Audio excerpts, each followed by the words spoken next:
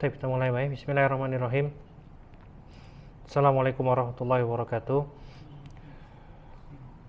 Alhamdulillahirabbil alamin. Wa bihi nasta'in ala umurid dunya waddin. Wa sallallahu wasallamu ala nabiyyina Muhammadin wa ala alihi wa ashabihi wa man sara ala nahjihi wa kafa bihadihi ila yaumiddin. Amma ba'du,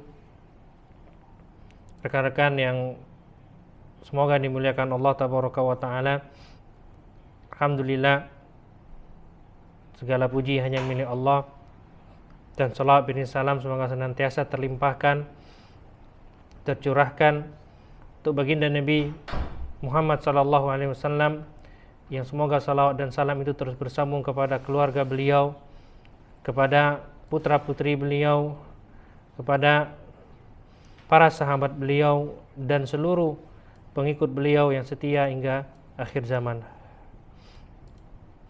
Di malam hari ini ya, kita kembali berjumpa secara virtual. Kita melanjutkan pembahasan kita dalam kajian yang diselenggarakan oleh alumni SMA 3 ya, biologi Surakarta tahun berapa? 96 ya. Semoga 96. Baik. Di malam hari ini kita akan membahas sebuah tema yang sebenarnya ini berangkat dari sebuah hadis Nabi sallallahu alaihi wasallam ya. Ana mencoba mencari hadisnya yang tidak banyak gambar ya, tapi ternyata sini banyak gambar. Sebentar. Nah.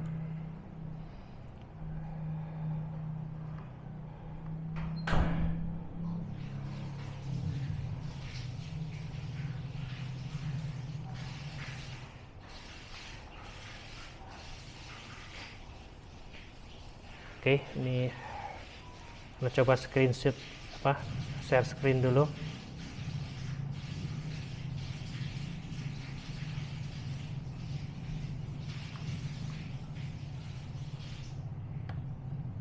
Nah.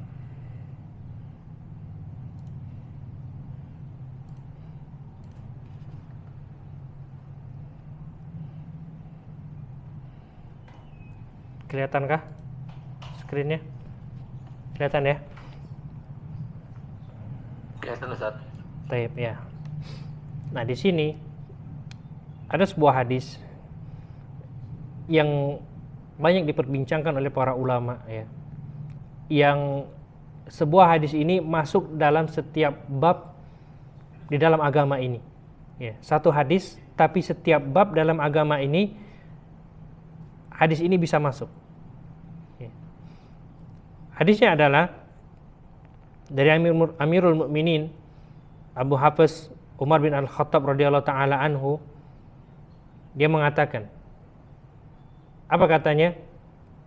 Sami'tu Rasulullah sallallahu alaihi wasallam yaqul, aku mendengar Rasulullah sallallahu alaihi wasallam bersabda. Apa sabdanya? Innamal a'malu binniyat. Sesungguhnya amalan itu tergantung dengan niatnya. Ya. Tergantung dengan niatnya.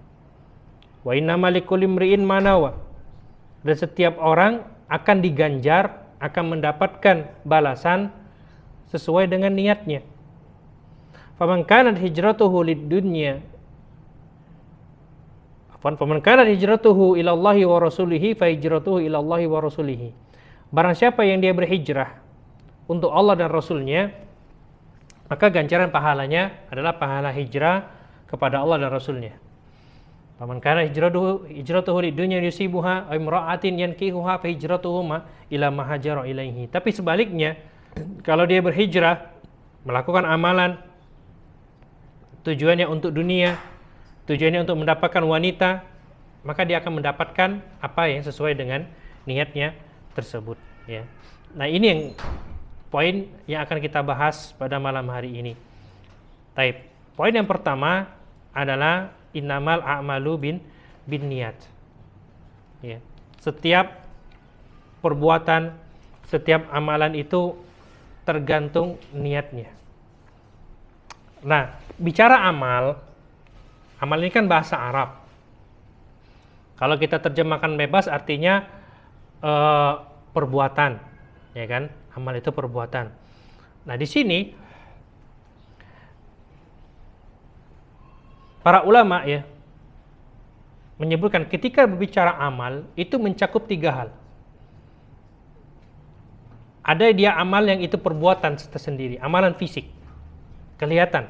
Ya. Ada yang dia amal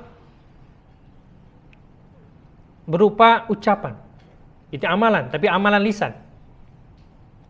Nah, ada yang dia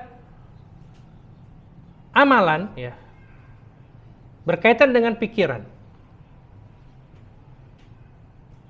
Artinya apa? Setiap kegiatan kita yang kita lakukan, ya, baik itu perbuatan, baik itu perkataan, baik itu kita berpikir, itu tergantung niat kita untuk siapa. Maka judul kita lelahmu untuk siapa. Ya. Kita capek-capek mikir, capek-capek beramal, capek-capek ngomong, itu untuk siapa? Ya kan? Karena kalau bicara lelah, Allah itu rahmatnya sangat luas ya. Nabi kita bersabda, disebutkan dalam riwayat yang sahih ya, di antara Imam Bukhari menukilkan dalam Adzabul Mufrad, ma yusibu muslim min wasabin wala hammin wala hazanin. Tidaklah seorang muslim itu dia merasakan lelah, capek, ya, merasakan sedih, kegalauan, wala ghammin, ya, kegundah gulanahan, hatta syaukatu yushakuha illa ghafarallahu biha khotoyahu. Sampai-sampai duri yang nancep, ya, mungkin pecahan beling, mungkin bekas duri tanaman atau bekas duri tulang ikan, ya, terkena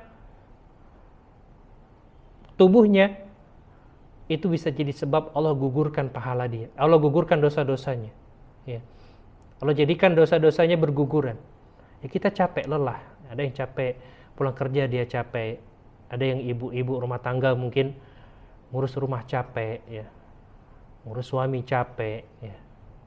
Itu capek itu bisa jadi sebab dosa-dosa itu berguguran dengan capek itu. Baik. Makanya alangkah ruginya kita, ya, ketika kita capek-capek, kita berlelah-lelah hanya untuk menuruti hawa nafsu kita. Karena ada orang yang lelahnya lillah, dia lelah untuk Allah. Ada yang dia lelah untuk memperturuti hawa nafsunya di dunia ini, capek. Maka dia dalam Al-Quran itu disebutkan ada orang capek tapi merugi. Ya, amilatun nasibah tasla naran hamiyah. Ya, capek-capek beramal di dunia, masuk neraka jahanam. Tusqa min ainin aniyah laisa lahum ta'amun illa min dhari'. Dia diberikan minum dari air yang mendidih dan tidak ada makanan kecuali dhari', ya, makanan yang berduri dari neraka jahanam. Capek-capek beramal. Jadi lelahmu untuk siapa? Ya. Maka kita lihat, ya, Al-Quran menyebutkan contoh, ya, bagaimana pikiran itu bisa membuat orang mendapatkan dosa, bisa membuat seseorang mendapatkan pahala. Contoh yang mendapatkan dosa dan terjadi, ya, dicatat di Al-Quran. Ketika orang-orang musyrikin, ya, melihat dakwanya baginda Nabi SAW tidak terbendung ketika di Mekah itu, ya, wahyu juga mulai turun, maka mereka berkumpul di Darun Nadwa, kumpul di tempat mereka biasa rapat. Mereka merapatkan sesuatu yang penting. Karena kenapa? Sebentar lagi akan musim haji. Orang-orang akan datang ke Mekah, ya. Sedangkan Muhammad SAW terus berdakwah. Kita nggak bisa mencegah dia. Maka apalah yang pantas kita katakan untuk Muhammad ini agar orang tidak dengar dakwah dia, ya. Maka mulai ada kasih ide, ya. Bagaimana kalau kita katakan Muhammad ini majnun, gila? Maka ada yang membantah. Wallahi, ya. Makana yaquluhu min junun. Ya. Muhammad itu yang dia ucapkan, ya, Al-Quran yang dia ucapkan itu tidak sama seperti perkataan orang gila. Ya. Kalau begitu kita katakan dia kadzab, dia pendusta. Ya. Maka nggak mungkin juga kata yang lain, nggak mungkin. Ya. Muhammad itu tidak pernah dikenal berdusta di tengah-tengah kita. Ya. Sampai akhirnya Al-Walid bin Mughirah, ya, dia berpikir bagaimana cara mencela Al-Quran ini. Kalau begitu kita katakan ini sihir. Ya. Karena yang dilakukan Muhammad adalah memisahkan antara kita dengan keluarga kita, memisahkan kita dengan anak-anak kita. Ya. Ini kan seperti sihir. Maka kita nanti kalau ada orang datang, ya, kita kasih julukan untuk Al-Quran itu, bahwasanya itu adalah sihirnya Muhammad Shallallahu Alaihi Wasallam. Maka Allah turunkan, ya, celaan untuk Al-Walid bin Mughirah. Ketika dia berpikir untuk mencela Al-Quran, ya, dia kerahkan pikirannya untuk mencela Al-Quran, maka Allah turunkan surah Al-Mudaththir ayat 18 sampai 26. Yang ayat ini ketika Khalid bin Walid masuk Islam, ya, dia bergetar baca ayat ini. Karena ayat ini turun untuk bapaknya, Al-Walid bin Mughirah. Baik. Apa ada tisu dah? Anak agak kedingin. Baik. Ayatnya adalah Alhamdulillah. Alhamdulillah. Alhamdulillah. Innahu faqara wa qaddar. Fakutila kaifa qaddar. Summa kutila kaifa qaddar summa nadhar. Summa abasa wa bashar. Summa adbara wastakbar. Faqala in hadza illa sihrun yu'sar. In hadza illa qaulul bashar. Sauslihi saqar. Ya. Ini ayat ini yang membuat Khalid bin Walid bergetar sampai sakit. Ya. Karena ayat ini turun untuk bapaknya. Al-Walid bin Mughirah berpikir bagaimana mencela Al-Quran, dan lihat bagaimana Allah turunkan firman untuk mencela pikirannya Al-Walid bin Mughirah. Apa Allah katakan? Innahu fakkara wa qaddar. Dia sudah pikir-pikir dan dia sudah menetapkan. Ya, fakutila kaifa qaddar. Celakalah dia, bagaimana dia bisa menetapkan hal tersebut. Summa kutila kaifa qaddar. Kemudian celaka dia. Subhanallah. Ya. Bagaimana dia bisa menetapkan, kemudian dia memikirkan summa abasa wa basar. Setelah itu dia bermuka masam dan menyombongkan diri. Summa adbara wastakbar. Ya, dia menyombongkan diri. Faqala in hadza illa sihrun yusar. Dan dia mengatakan Al-Quran itu adalah sihir yang mempengaruhi. In hadza illa qaulul bashar. Ya, itu hanya ucapannya manusia.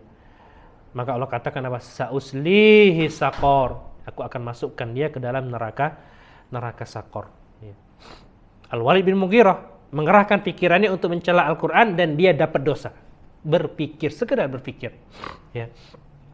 Kemudian sebaliknya, ya, Allah memuji orang-orang yang mengerahkan pikirannya untuk mencoba memahami, mentadabburi, ya, dan merenungkan kebesaran Allah Tabaraka wa Ta'ala. Al-Imran 190-191. Allah berfirman, Inna fi khalqis samawati wal ardi wa ikhtilafil laili wan nahar la ayatin li ulil albab. Sesungguhnya pada penciptaan langit dan bumi, ya, ada pergantian siang dan malam, itu ada tanda-tanda bagi orang yang berakal. Alladzina yazkuruna Allaha qiyaman wa qu'udan wa 'ala junubihim wa yatafakkaruna fi khalqis samawati wal ard. Yaitu siapa mereka orang-orang yang berakal yang senantiasa mengingat Allah, baik dalam keadaan berdiri, dalam keadaan duduk, ya, dalam keadaan berbaring, ingat sama Allah Tabaraka wa Ta'ala. Dia memikirkan bagaimana penciptaan langit dan bumi. Rabbana ma khalaqta hadza batilan subhanaka faqina azabannar. Wahai Tuhan kami, tidakkah Engkau ciptakan ini dengan sia-sia? Maha suci Engkau, maka perihalalah kami dari siksa neraka. Tidak ada sia-sia Allah ciptakan di muka bumi ini. Baik. Allah memuji orang-orang seperti ini. Ya. yang menggunakan pikirannya untuk memikirkan kebesaran, merenungkan keagungan Allah tabaraka wa ta'ala melalui ayat-ayat Allah di dunia ini. Ya. Dua hal yang berbeda. Yang satu berpikir untuk kejahatan, yang satu berpikir untuk kebesaran Allah tabaraka wa ta'ala. Ya. Yang satu dapat dosa, yang satu dapat pahala. Sama-sama berpikir. Baik. Kemudian contoh. Kalau tadi contoh berpikir, sekarang contoh ucapan. Ya. Ada orang yang mengucapkan sesuatu karena Allah, dia dapat pahala. Ada orang yang mengucapkan sesuatu karena riya, ya, karena ingin dipuji, ingin disanjung, maka sesungguhnya Allah Maha mengetahui isi hati seseorang. Ya. Contoh sederhana, Nabi SAW bersabda, "La tahqiranna minal ma'rufi syai'an walau an talqa akhaka biwajhin talq." Janganlah kalian menganggap remeh kebaikan sedikit pun. Walaupun hanya sekedar dengan ketika ketemu orang lain itu tersenyum. Kebaikan itu. Simple. Senyum ini nggak banyak mengeluarkan ya, otot di wajah kita. Ya, tidak banyak kita mengerahkan otot di wajah kita. Senyum. Simple. Ya, tapi itu kebaikan. Tapi kita nggak tahu orang senyum itu niatnya apa. Ya. Ada yang senyum itu untuk menghormati orang lain, untuk menyapa orang lain, ya. Ini yang dapat pahala. Ada yang senyum ngejek, ya. Ada senyum marah. Ada senyuman untuk menunjukkan perasaan cinta kepada orang lain. Kita nggak tahu. Ya, senyumnya untuk apa? Makanya diingatkan innamal amalu binniyat. Amalan itu tergantung niatnya. Nah kalau begitu ya, ketika kita sudah tahu segala sesuatu apabila diniatkan untuk Allah itu akan mendapatkan ganjaran yang baik di sisi Allah, maka tidak ada namanya perbuatan sia-sia di dunia ini apapun itu. Ya. Selagi itu mendatangkan kebaikan, diniatkan ikhlas karena Allah, maka itu tidak akan sia-sia di sisi Allah tabaraka wa ta'ala. Ada catatannya, ada. Ya. Ingat surah Al-Kahfi. Surah Al-Kahfi itu kan ini malam Jumat. Ya. Salah satu sunnahnya kita baca surah Al-Kahfi di hari Jumat, malam ini dan sampai besok. Ya. Dan surah Al-Kahfi ayat 49 Allah berfirman, "Ma li hadzal kitab la yughadiru shaghiratan wala kabiratan illa ahsaha." Ya. Ketika orang mendapatkan catatan amalnya, ini catatan apa ini? Ya. Perbuatan yang besar, yang kecil semuanya dicatat. Nah, ya. Dalam ayat lain surah Al-Kahfi juga ya, Allah berfirman, "Wa wajadu ma 'amilu hadira wa la yadhlimu rabbuka ahada." Dan orang-orang akan mendapati semua amalan mereka di dunia ini di catatan tersebut. Dan Allah tidak menzalimi seseorang pun dalam hal catatan amal tersebut. Baik. Jadi apa yang dicatat? Semuanya. Ya, perbuatan, perkataan, ya, hati-hati. Hati-hati kita tuh untuk apa? Makanya lelah kita itu untuk apa? Kita capek-capek ngomong, zaman sekarang kan ngomong kan nggak perlu pakai mulut. Ya, orang bisa berekspresi, bisa ngomong, bisa mengeluarkan pendapat sekarang dengan jarinya. Kemudian dia share. Ya, untuk apa? Ya, pastikan niatmu benar. Pastikan tujuanmu benar.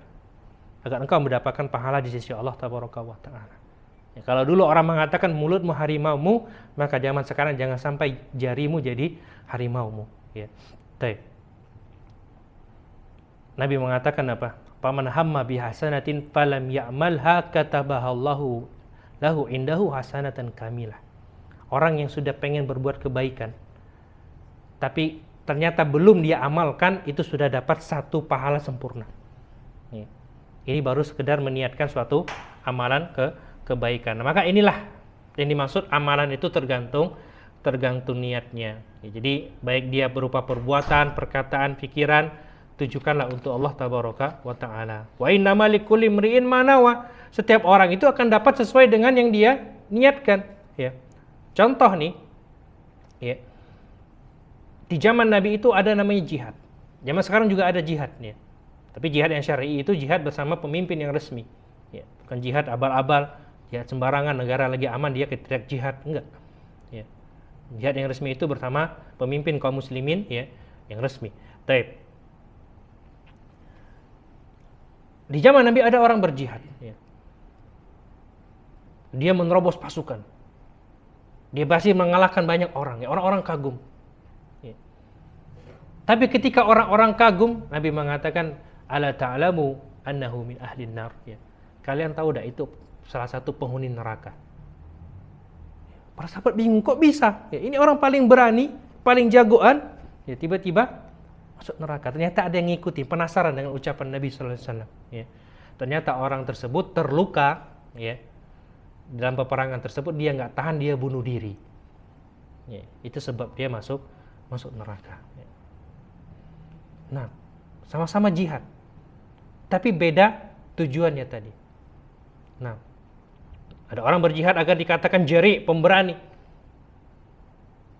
Dia berjihad bukan untuk Allah, ya, maka dia sekedar dapat pujian tapi nggak dapat pahala. Ada orang belajar, menuntut ilmu, ya. Ada yang niatnya untuk Allah agar bisa berdakwah, bisa ngajak orang lain. Ini dapat pahala. Ada yang dia pengen dapat sanjungan, pengen dapat pujian, ya. Karena kan kalau sudah bawa label jabatan agama ini pasti disanjung sama orang. Kalau tujuannya itu, ya maka dia tercela. Dia dapat sanjungan di dunia, dapat. Ya Ustaz, Masya Allah, Ustaz Fulan, Masya Allah Kiai Fulan, ya Masya Allah Syekh Fulan, ya dapat dia panggilan itu. Tapi di akhirat nggak dapat apa-apa. Ya, pahala di sisi Allah dia tidak dapat. Ya. Makanya Imam Ibnu Mubarak mengatakan apa? Rubba amalin saghirin tu'azimun niyat. Ada amalan itu kecil, sepele, tapi jadi besar di sisi Allah karena niatnya.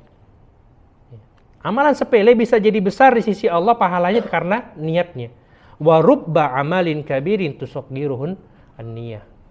Dan bisa jadi amalan itu besar, amalan itu seperti gunung, tapi kecil di sisi Allah karena apa? Karena niatnya yang salah. Ya. Ingat, kita akan mendapatkan sesuai dengan apa yang kita niatkan. Nah, kemudian ya, faman kanat hijratuhu ilallahi wa rasulihi fa hijratuhu ilallahi wa rasulihi. Barang siapa yang dia berhijrah karena Allah dan Rasulnya, maka pahalanya berhijrah karena Allah dan Rasulnya. Tapi sebaliknya, yang hijrahnya untuk dapat dunia, untuk dapat wanita, maka hijrahnya sesuai dengan apa yang dia niatkan. Ya. Kata hijrah ini populer di zaman sekarang ya. Apa sih itu hijrah? Nah, hijrah secara bahasa maknanya at-tarku, meninggalkan. Kata Al-Hafiz Ibnu Hajar rahimahullah, hijrah itu ada dua makna. Ya, namanya hijrah itu ada dua makna. Yang pertama, berpindah tempat, meninggalkan satu tempat menuju tempat yang lain. Ini namanya hijrah. Ya. Hijrah yang pertama ini ada dua jenis. Intiqalu min daril khaufi ila daril amni. Berpindah dari tempat yang tidak aman, ya, menuju tempat yang aman. Pindah dari tempat yang tidak aman menuju tempat yang aman. Contoh, ya, ketika kondisi Mekah tidak kondusif, para sahabat yang lemah banyak disiksa. Nabi SAW memerintahkan para sahabat hijrah ke negeri Habasyah. Ya. Negeri Habasyah bukan negeri Muslim, negeri Nasrani, tapi di sana negerinya aman karena rajanya adil. Ya. Raja Habasyi, raja yang adil. Ya, maka kaum muslimin hijrah ke sana. Ketika mereka di Habasyah, terdengarlah ya desus-desus kabar. Ya, berapa bulan mereka di situ, ada kabar bahwasanya Mekah sudah aman, semua penduduk Mekah sudah masuk Islam. Akhirnya mereka rame-rame balik lagi ke Mekah. Ketika di Mekah ternyata Mekah malah lebih parah. Ya, akhirnya hijrah 2 kali ke Habasyah. Nah, ini perpindahan ya dari tempat yang tidak aman menuju tempat yang aman. Ini jenis yang pertama. Ya. Jenis yang kedua, al-intiqalu min daril kufri ila daril iman. Perpindahan dari negeri kufur, ya, negerinya orang-orang kafir menuju negeri di sana banyak orang Islamnya atau negeri Islamnya. Contoh sederhananya, hijrahnya Nabi SAW dan para sahabat dari Mekah ke Madinah pada waktu itu. Ya. Mekah masih dikuasai kafir Quraisy. Dan Nabi melihat di Madinah itu sudah muncul benih-benih negara Islam. Akhirnya beliau pergi ke Madinah bersama dengan para sahabat. Ya. Maka di sini seorang muslim yang zaman sekarang dia tinggal di satu negeri yang di sana dia sulit bagi dia menegakkan agamanya. Ya Allah, kita punya teman-teman, beberapa teman di Eropa itu ya enggak dengar azan. Ya. Kemudian juga susah menampakkan identitas agama mereka. Kalau masuk kantor, masuk sekolah nggak boleh pakai jilbab yang muslimahnya. Di negeri-negeri yang benci dengan Islam. Ya. Nggak diperbolehkan. Nah, kalau dapat di negeri seperti itu, wajib baginya untuk meninggalkan negeri tersebut, menuju negeri yang lain yang mudah bagi dia untuk beribadah. Ya. Yang negeri yang sekarang tidak aman, contohnya misalkan Suriah, ya, atau mungkin Palestina, di tempat-tempat yang terus dibombardir oleh Israel di sana, ya, maka para ulama telah memfatwakan untuk hijrah, ya. Karena tidak ada kekuatan untuk melawan untuk saat ini. Yang ada akan terjadi penindasan terus-menerus, korban berjatuhan terus-menerus. Maka hijrah ke negeri yang aman, ya, hijrah ke negeri yang aman. Ya. Karena orang yang tetap bertahan di negeri yang dimana dia tidak bisa beribadah dengan baik di sana, maka dia termasuk orang-orang yang dicela oleh Allah Tabaraka wa Ta'ala. Ya, padahal dia mampu untuk pindah. Apa buktinya? An-Nisa 97. Alam takun ardullahi wasi'ah fatuhajiru fiha. Bukankah bumi Allah itu luas, ya, sehingga kamu bisa hijrah, bisa pindah di bumi itu. Baik. Ya, ini makna hijrah yang maknanya berpindah negeri. Ada dari negeri aman, negeri tidak aman menuju negeri aman. Ada yang dari negeri kekufuran, ya, menuju negeri kaum muslimin. Baik. Ini makna yang pertama. Makna yang kedua, ya, hijrah itu meninggalkan amal buruk menuju amal soleh. Nah, ini hijrah yang populer zaman sekarang. Ya, hijrah yang populer zaman sekarang. Maksudnya apa? Ya. Seorang muslim, kata Nabi SAW, man salimal muslimuna min lisanihi wa yadihi. Orang Islam itu yang selamat orang lain dari lisan dan tangannya. Itu orang Islam. Ya, dia nggak nyakiti orang lain dengan lisannya, nggak nyakiti orang lain dengan ucapannya, dengan tangannya. Taib. Wal muhajir man hajara manahallah. Sedangkan orang yang berhijrah adalah orang yang meninggalkan apa yang dilarang oleh Allah Tabaraka wa Ta'ala. Nah, inilah hijrahnya zaman sekarang, ya. Kita berhijrah. Dari dulunya kita suka maksiat menuju kepada ketaatan. Dari dulunya kita suka melakukan amalan-amalan yang mendatangkan murka Allah, sekarang kita mencoba mencari rahmat Allah Tabaraka wa Ta'ala, ya. Ini makna hijrah yang dipraktekkan kebanyakan orang di zaman sekarang, ya. Ini amalan mulia. Hijrah amalan mulia. Karena Rasulullah SAW menjadikan hijrah ini permisalan, ya, tentang niat seseorang. Maka untuk apa? Hijrahmu untuk apa? Engkau belajar, ya, agama itu untuk apa? Engkau meninggalkan kemaksiatan itu untuk apa? Ya. Engkau sekarang menuju ketaatan itu untuk apa? Baik. Sehingga bisa jadi seseorang bentuk amalannya sama, tapi beda kualitas amalannya. Karena apa yang membedakan itu adalah niatnya. Ya. Kadang kita nggak tahu, ada orang, ya, Allah alam, kita nggak tahu isi hati seseorang, tapi ada sebagian oknum, ya, yang dia berpenampilan Islami, rajin, ya. Ketika sudah dapat dunia, sudah dapat wanita, ya, hilang itu semua, ya, hilang. Ya, ditanggalkannya penampilan Islaminya, ya kan? Sudah dapat dunia, sudah dapat wanita. Hijrahnya untuk apa? Ya. Nah, jadi ketika kita berhijrah untuk dunia dan untuk wanita, ya, maka itu pasti kita dapat. Ya. Karena Allah sudah janjikan, wafi ilaihim a'malahum fiha wa hum biha la yubkhasun. Ya. Yang dia beramal pengen dapat dunia, Allah kasih, itu ambil, nggak dikurangi sedikit pun. Allah kasih, ya, taib. Makanya dunia itu kenapa dikatakan dunia dari kata dunu. Ya, dunu itu dana ya dunu, dekat. Maksudnya apa? Dunia ini sebentar. Ya. Orang yang tinggal di dunia ini tidak ada yang lama. Paling lama 60 tahun, ya, 70 tahun. Wa aqallu ma tajawazu zalika, kata Nabi. Sedikit umatku yang bisa lebih dari itu.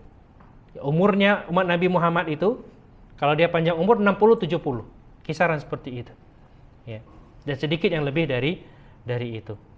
Nah, maka Nabi menyebutkan dunia.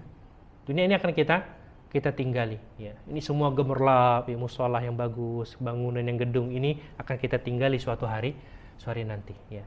Akan kita tinggalkan. Taib. Kenapa Nabi sebutkan wanita juga? Ya. Karena wanita ini ujian yang paling berat untuk seorang pria. Nah, ya. Nabi kita yang mengatakan, "Fattaqud dunya wattaqun nisa." Takutlah kalian sama dunia dan takutlah sama wanita. Ya kan? Padahal sekedar takut sama dunia kan sudah ada wanita dalamnya. Tapi Nabi sebutkan lagi takutlah sama wanita. Fa inna awwalal fitnatal bani Israil kanat fin nisa. Ya. Sesungguhnya musibah pertama yang menimpa Bani Israel dahulu adalah karena seorang wanita. Karena wanita. Ya. Ujian berat seorang laki-laki itu adalah wanita. Ya. Betapa banyak laki-laki yang dia sukses. Ya. Baik dari sisi dunianya atau dari sisi agamanya bisa hancur karena seorang wanita. Ya. Makanya Allah Maha mengetahui yang terbaik untuk hambanya. Allah halalkan pernikahan dan Allah haramkan zina. Laki-laki boleh mempunyai istri lebih dari satu. Ya. Itu halal. Ya. Jangan dibalik. Ketika ada orang melakukan perzinahan, perselingkuhan, kita anggap biasa, tapi ketika ada orang poligami malah kita celah. Padahal yang satu halal, yang satu haram. Ya. Jangan dibalik. Ya. Yang satu Allah izinkan, Allah datangkan keberkahan, yang satu itu malah petaka. Karena memang ujian terberat laki-laki itu wanita. Percayalah. Ya. Orang yang sudah berusaha menjalankan agamanya, dia akan merasakan ujian terberat itu memang seorang wanita. Ya. Nabi kita bersabda dalam hadis yang lain, al-mar'atu aurat. Ya, wanita itu seperti aurat. Kenapa? Fa idza kharajat istashrafaha syaitan. Ya. Lihatlah kalau wanita itu keluar dari rumah, maka syaitan akan memperdindahnya di mata laki-laki. Makanya laki-laki diperintahkan untuk nunduk pandangan. Ya. Perempuan kalau tidak ada kebutuhan itu wa waqarna fi buyutikunna. Ya. Tinggallah di rumah-rumah kalian. Ya, ini lebih aman. Kalaupun harus keluar, perhatikan. Ya, ada adab syar'inya dengan memakai jilbab, ya, menutup aurat, ya, tidak menimbulkan fitnah untuk laki-laki yang ada di sekitarnya. Baik, ya, ini tentang dunia dan wanita. Maka sekali lagi untuk siapa kita beramal? Ya. Perhatikan niatmu dan pastikan itu untuk lillah. Ya. Kenapa kita harus perhatian sama niat? Ya. Karena niat ini penting. Ya, niat ini bisa jadi pembeda. Pembeda antara satu ibadah dengan ibadah yang lain. Contoh sederhana, ya, ada orang sama-sama masuk masjid sholat 2 rakaat. Ya. Tapi bisa jadi yang satu sholat duha, yang satu sholat tahiyatul masjid. Sama-sama sholat 2 rakaat. Apa yang membedakannya? Niatnya. Nah, ada orang yang dia sama-sama mengeluarkan uang, ya, di jalan Allah, misalkan. Yang satu sedekah sunnah, yang satu mungkin bayar zakat wajib. Ya. Amalan sama tapi beda tergantung dengan niatnya. Kemudian niat ini juga bisa menjadi pembeda antara ibadah dengan adat. Ya. Kita mandi nih, contoh mandi. Ya. Ada mandi besar, ada mandi yang merupakan kebiasaan. Ya, yang satu merupakan ibadah, yang satu bukan. Mana yang membedakannya? Niat. Kalau mandi wajib ada niat. Kalau mandi biasa nggak pakai niat. Ya kan, itu yang membedakannya. Ini beda niatnya. Kemudian fungsi niat juga selain pembeda amalan, niat juga pembeda kualitas amalan tersebut. Ada yang ikhlas, ada yang tidak. Ya. Maka amalan yang ikhlas ditujukan kepada Allah. Beramal kepada selain Allah, maka ini terbagi menjadi dua model, ya. Dua bentuk beramal karena selain Allah. Ada yang dia beramal untuk dunia tapi nggak riya, ya. Amalan dia untuk dunia tapi nggak riya, bukan riya, ya. Baik. Apa maksudnya? Dia bisa jadi beramal karena dunia, ya. Tujuannya, ambisinya terhadap dunia itu lebih mendominasi, ya. Memang tujuannya untuk dunia. Contoh nih, ada orang sekolah agama, ya. Tujuannya untuk bisa dapat ijazah dan bisa kerja, ya. Itu tujuan terbesarnya. Dia kesampingkan tujuan agar bisa ngajarin orang lain agama, misalkan, ya. Tujuannya biar bisa dapat kerja. Makanya seperti ini nggak dapat pahala. Kendati dia boleh-boleh saja, tapi pahala nggak dapat dia, ya. Baik. Kemudian bisa jadi orang tersebut ada niat dunianya tapi masih akhiratnya lebih mendominasi, ya. Masih akhiratnya lebih mendominasi. Ya, dia kerja misalkan, ijazahnya digunakan untuk melamar kerja, tapi tetap dia mendakwakan orang lain, ya, ngajak orang lain dengan ilmunya tersebut, maka yang seperti ini dapat pahala, ya. Selain dia dapat dunia, dia juga dapat pahala, ya. Ada yang 50-50. Dunia iya, akhirat iya, ya. Maka ini para ulama berbeda pendapat. Ada yang mengatakan ini nggak dapat pahala, ada yang mengatakan ini dapat pahala, ya. Nah, baik. Kemudian ini beramal karena dunia tapi tidak riya, ya. Dia nggak ada riya, tapi memang ada motif dunia di situ. Tinggal sekarang mana yang lebih mendominasi, motif dunia kah atau motif akhirat? Kalau lebih dominasi dunia, maka dia dapat pahala. Tapi kalau lebih dominasi akhirat, dia dapat pahala, ya. Dan tidak tercela ketika dia mendapat dunia tersebut.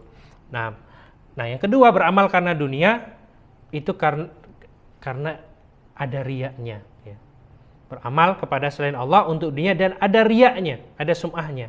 Nah, ini amalan dia yang gugur, ya. Nggak dapat pahala sedikit pun di sisi Allah tabaraka wa ta'ala, ya. Karena riya ini permasalahan yang sangat berbahaya. Riya bisa muncul di awal amal, ya. Dari awal sampai akhir dia riya. Ini habis semua, selesai, ya. Nggak dapat pahala sama sekali. Riya bisa muncul di tengah-tengah amal, ya. Pertama dia ikhlas sholat, ketika di pertengahan tiba-tiba muncul riya. Kalau dia ikuti, maka amalannya gugur. Tapi kalau dia berusaha lawan, ya, maka pahalanya masih terjaga, ya. Baik. Nah, ada yang lebih bahaya lagi. Riya yang muncul setelah beramal, ya. Contoh kita tadi selesai sholat isya, ya. Aman, kita ikhlas, selesai. Kemudian kita mungkin jam 10 malam nanti, ya, muncul riya. Oh, aku tadi sholat isya, ya. Ini, Masya Allah. Tujuannya riya, memamerkan sholat isyanya tadi. Padahal ketika sholat dia ikhlas. Nah, ini para ulama mengatakan dosanya tersebut apakah menggugurkan sholat isyanya tadi ataukah itu dosa tersendiri, ya. Ini para ulama beda pendapat. Ada yang mengatakan iya, dia dapat dosa riya dan gugur amalan dia tadi. Ada yang mengatakan enggak, dia cuma dapat dosa riya dan amalan dia tadi sah. Karena kenapa? Amalan dia tadi ikhlas. Riyanya baru muncul belakangan, ya. Contoh lagi nih, ya. Orang yang pergi umroh, pergi haji, kan selesai umroh, selesai haji, sudah ikhlas nih, ya. Tiba-tiba kapan balik ke rumahnya, ya, ini melihat foto aku, ini aku haji tahun sekian, ini aku umroh tahun sekian, ya kan. Padahal ketika umroh dan haji dia ikhlas, ya. Nah, ini makanya pentingnya kita menjaga amalan ini. Menjaga amalan ini, ya. Fungsinya apa? Agar nanti ketika di hari kiamat bertemu dengan Allah, cari-cari pahala, ada pahala.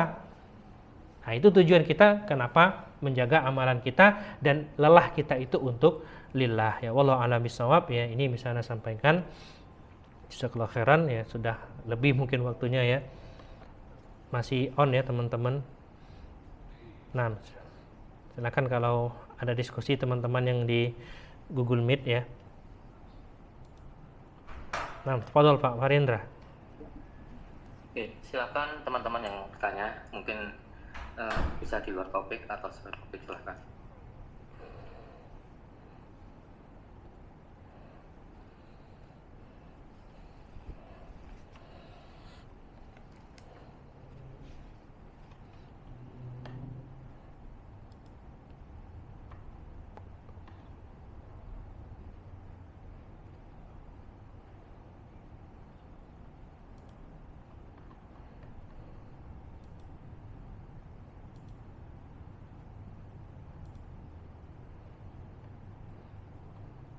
Yang live nggak ada, Mas.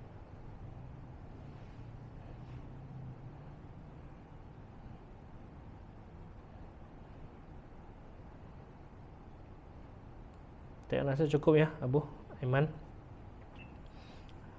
Iya Ustaz, kita ada pertanyaan Ustaz. Oke, bisa Iya. ditutup Ustaz.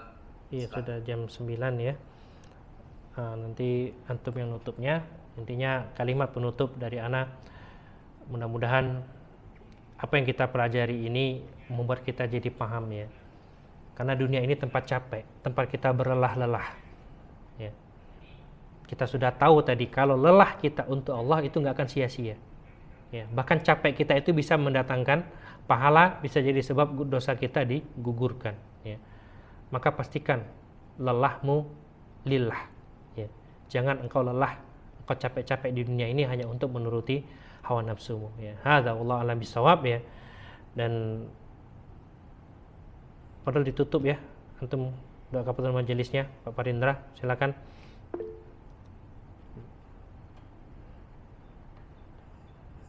Silakan Ustaz. 6 ya. Ya. Baik, kita tutup ya. Subhanakallahumma wa bihamdik, asyhadu an la ilaha illa anta, astaghfiruka wa atubu ilaik. Assalamualaikum warahmatullahi wabarakatuh. Waalaikumsalam warahmatullahi wabarakatuh. Nah.